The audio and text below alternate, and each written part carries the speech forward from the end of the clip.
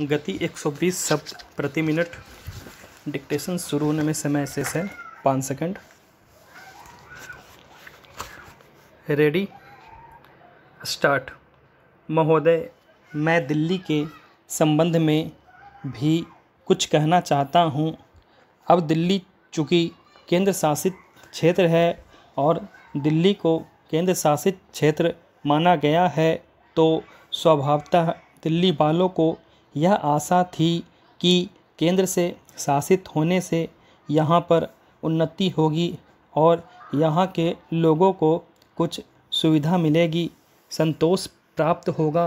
किंतु मैं यह देख रहा हूँ और लोगों में भी यह भावना बढ़ती जा रही है कि जब से यह केंद्र शासित क्षेत्र हुआ है तब से शासन में निरंकुशता आने लगी है और लोगों की ओर ध्यान कम दिया जाने लगा है। इसलिए मैं यह कहना चाहता हूँ कि दिल्ली प्रशासन के पुनर्गठन के ऊपर पुनः जोर दिया जाना चाहिए और हो सके तो उसके लिए एक समिति बैठा दी जाए और उसके लिए सोचा जाए कि दिल्ली का प्रशासन किस तरह का होना चाहिए। मैं चाहता हूँ दिल्ली के प्रशासन के संबंध में आप विचार करें। भ्रष्टाचार के संबंध में यहाँ बहुत कुछ कहा गया है, मैं पुनः उसको दोहराना नहीं चाहता, किंतु इतना अवश्य कहना चाहता हूँ कि आज देश में जनता का जो नैतिक स्तर है वह दिन प्रतिदिन गिरता जा रहा है।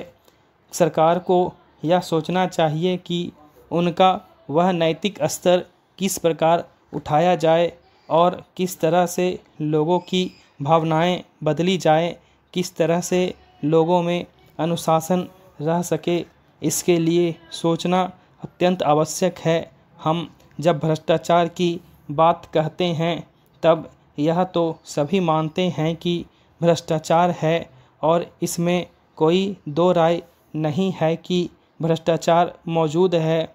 छोटे से अधिकारी से लेकर बड़े अधिकारी तक यह फैला हुआ है। भ्रष्टाचार केवल प्रशासन में है ऐसी बात नहीं है, वरन यह लोगों में भी फैला हुआ है।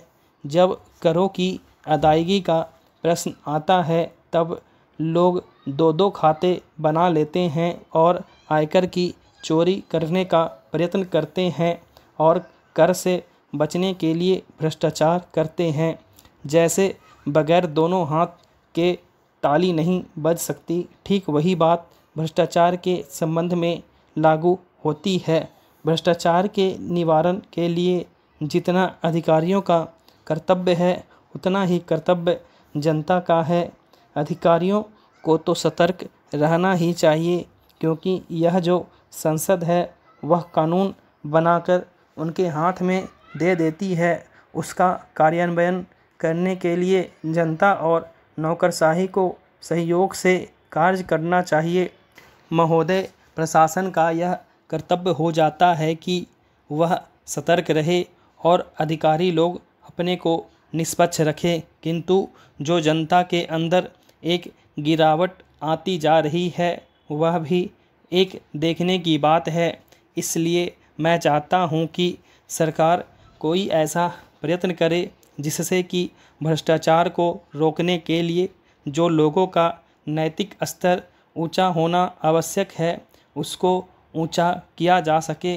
उसके लिए जो भी वह कर सके करे।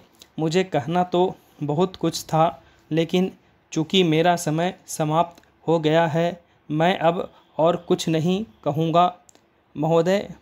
इसलिए मैं माननीय रक्षा मंत्री महोदय का ध्यान इतिहास की उस चेतावनी की ओर दिलाना चाहता हूँ कि हिमालय की चोटी पर जिसका अधिकार रहा है उसका गंगा और यमुना के मैदान पर भी अधिकार रहा है। हम इस आशा में नहीं रह सकते कि हम दुश्मन को हिमालय की चोटी से उतरने दें और फिर मैदान में उसका मुकाबला करें। मुझे याद है कि कुछ वर्ष पहले प्रधानमंत्री जी ने बड़ी दृढ़ता के साथ यह कहा था कि हम हिमालय को दहेज के रूप में नहीं दे देना चाहते।